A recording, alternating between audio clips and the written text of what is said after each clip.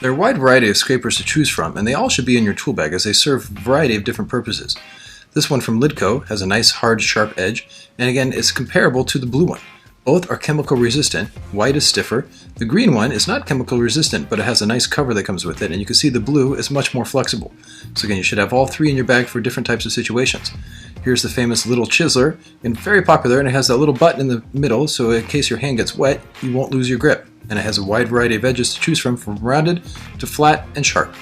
Again, this is mainly used by tinters, so again, very popular within the tint world, but also can be used for taking off adhesive and vinyl. Here you have the Yellow Tools Yellow Blade, and again, this is great by itself. Again, very hard, sharp edge. One is pointy, one is round, and again, variety of different angles that you can choose from. It also comes with the Yellow Blade handle. Scrapers come in particularly handy when doing car wraps, whether for full print or for color change. When the emblems are taken off, a lot of double-sided tape is left behind. Sometimes it's minimal, sometimes there's a lot. So spray it with this adhesive remover, let it get soft, and then come in with a plastic scraper. In this case, it's a Scraper-Rite. Always try to work in short movements and stay within the bounds of the double-sided tape. Keep it low and flat. For areas that have wider double-sided tape, it's a good idea to switch scrapers. In this case, this is the Lidco scraper that has a protective cover. This means that it won't get beat up in the tool bag, so it stays sharp. This makes for a very quick removal, and you can see by the wide edge, you can really work it back and forth so you get a wider area quicker and more effective. For sections of double-sided tape that are very long, let's say on the back of this truck or on spoilers, it's best to use the Yellow Blade with the handle. Again, the installer can use more torque to remove the double-sided tape and keep it low and flat and steady. This saves a lot of energy over the course of the removal. Then, with the top layer taken off, sometimes it's best to switch scrapers as if the substrate has a slight curve. This is when you should switch to a different squeegee. In this case, going back to the Lidco, it's extra wide, and because it can handle the soft curve, it takes off more of the adhesive quicker. Again, also think about modern day paint. If it's stiff and hard, it might affect the curve and scratch the paint. With the Lidco, it conforms easily and comes off quickly. Also, with the benefit of using plastic scrapers, especially in this case taking graphics off the window, is that the plastic scraper is extremely effective, keeps it low and flat, but it's also safe for glass. If the blade comes at a certain angle, it won't scratch the glass, very important. And here, if it goes too deep, it won't scratch the plastic base of the windshield wiper. So again, plastic is always safe, especially around vehicles. Plastic scrapers also come in very handy when trying to start an edge during removal.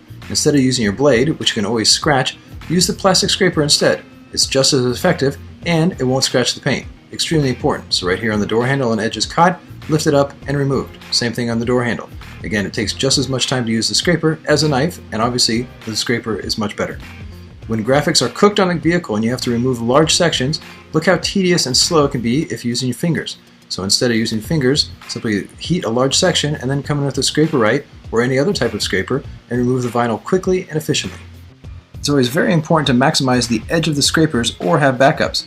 In this case of the Yellow Blade, this edge is worn down, and with the Scraper-Rite, it's worn down as well.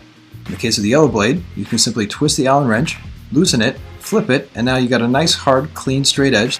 In the case of the Scraper-Rite, you simply have to just go into the replacement pack, pull out a new blade, and then swap it out for the old one. So again, this keeps the installer removing as opposed to having to clean everything by hand. Backups are critical. And a couple quick tips for scrapers is that once the edges are worn out and can't be effectively used for adhesive removal, they can be used as plastic removal tools, like in this case on the refrigerator. And avoid throwing the scrapers directly in the tool bag loose.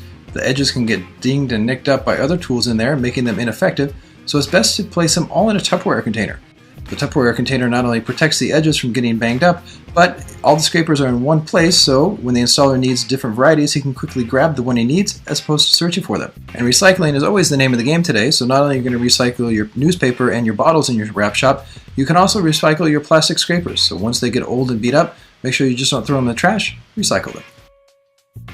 It's always a good idea to have a wide variety of scrapers in the tool bag as it leads to quick removals and prep. And scrapers come in handy for all types of signage, whether you're doing walls, windows, floors, or vehicles. And by using plastic instead of metal, it's not only safe for the substrate, but the installer as well.